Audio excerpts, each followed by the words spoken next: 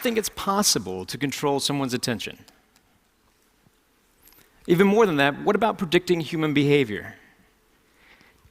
I think those are interesting ideas if you could. I mean, for me, that'd be the perfect superpower. Actually, kind of an evil way of approaching it. But for myself, in the past, I've spent the last 20 years studying human behavior from a rather unorthodox way, picking pockets.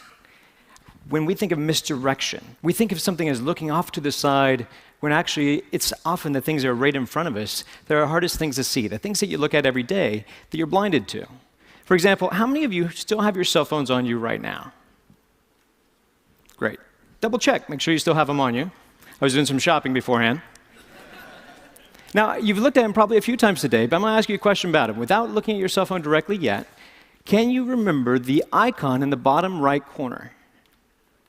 Bring them out, check, and see how accurate you were. How'd you do?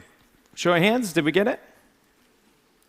Now that you're done looking at those, close them down, because every phone has something in common. No matter how you organize the icons, you still have a clock on the front. So without looking at your phone, what time was it?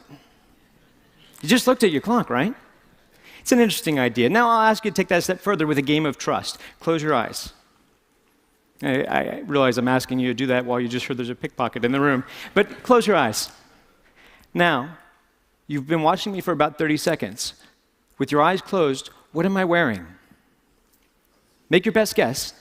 What color is my shirt? What color is my tie? Now open your eyes. By show of hands, were you right? It's interesting, isn't it? Some of us are a little bit more perceptive than others. It seems that way. But I have a different theory about that model of attention. They have fancy models of attention, Posner's trendy model of attention. For me, I like to think of it very simple, like a surveillance system. It's kind of like you have all these fancy sensories, and inside your brain is a little security guard. For me, I like to call him Frank. So Frank is sitting at a desk. He's got all sorts of cool information in front of him, high-tech equipment. He's got cameras. He's got a little phone that he can pick up, listen to the ears, all these senses, all these perceptions. But attention is what steers your perceptions, is what controls your reality. It's the gateway to the mind. If you don't attend to something, you can't be aware of it. But ironically, you can attend to something without being aware of it. That's why there's the cocktail effect. When you're in a party, you're having conversations with someone, and yet you can recognize your name, and you didn't even realize you were listening to that. Now, for my job, I have to play with techniques to exploit this, to play with your attention as a limited resource. So if I could control how you spend your attention, if I could maybe steal your attention through a distraction.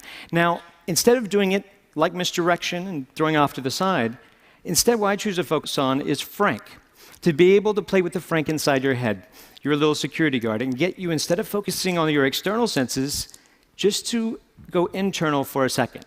So if I ask you to access a memory, like, what is that? What just happened? Do you have a wallet? Do you have an American Express in your wallet? And when I do that, your Frank turns around.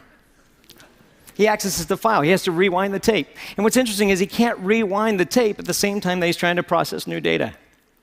Now, I mean, this sounds like a good theory, but I could talk for a long time and tell you lots of things, and they may be true, a portion of them. But I think it's better if I try to show that to you here live. So if I come down, I'm going to do a little bit of shopping. Just hold still where you are. Hello, how are you? It's lovely to see you. You did a wonderful job on stage. You have a lovely watch that doesn't come off very well. Do you have your ring as well? Good, just taking inventory. You're like a buffet. It's hard to tell where to start. There's so many great things. Hi, how are you? Good to see you. Hi, sir, could you stand up for me, please? Just right where you are. You're married. You follow the directions well. That's nice to meet you, sir. You don't have a whole lot inside your pockets. Anything down by the pocket over here? Hopefully so. Have a seat. There you go. You're doing well. Hi, sir. How are you? Good to see you, sir. You have a ring, a watch. Do you have a wallet on you? Well, we'll find one for you. Come on up this way, Joe. Give Joe a round of applause. Come on up, Joe. Let's play a game.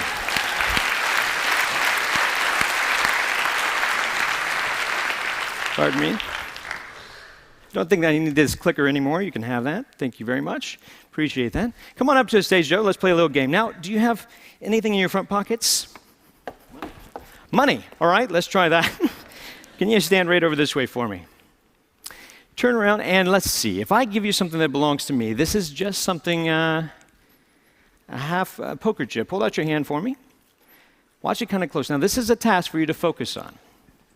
Now, you have your money in your front pocket here? Yep. Good. I'm not going to actually put my hand in your pocket. I'm not ready for that kind of commitment. One time a guy had a hole in his pocket, and that was rather traumatizing.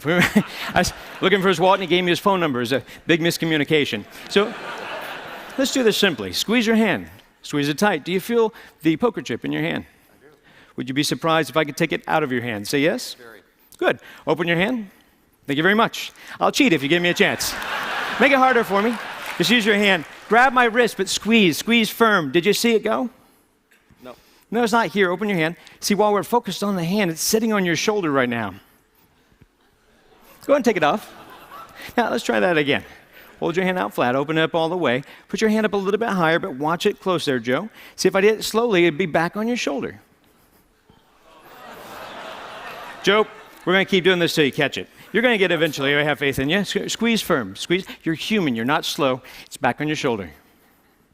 You were focused on your hand. That's why you were distracted. While you were watching this, I couldn't quite get your watch off. It was difficult. Yet you had something inside your front pocket. Do you remember what it was? Money. Check your pocket. See if it's still there. Is it still there? Oh, that's where it was. Go ahead and put it away. We're just shopping. This trick's more about the timing, really. I'm going to try to push it inside your hand. Put your other hand on top for me, would you?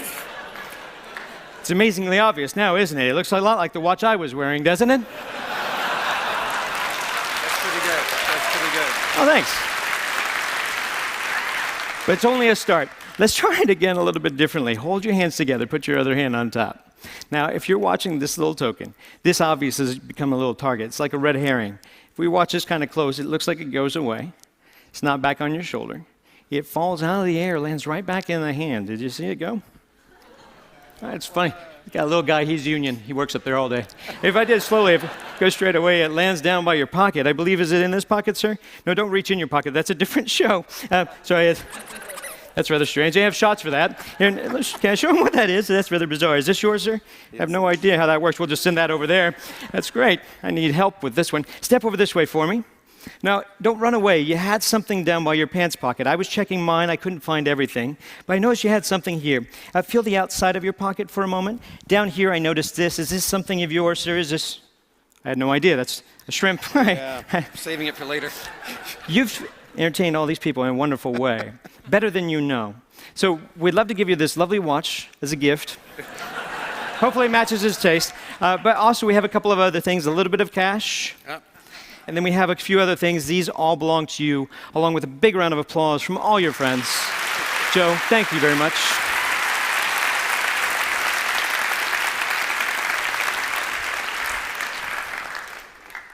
So, same question I asked you before, but this time you don't have to close your eyes. What am I wearing?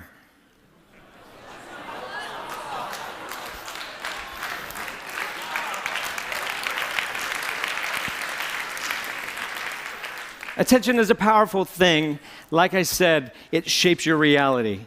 So I guess I'd like to pose that question to you. If you could control somebody's attention, what would you do with it?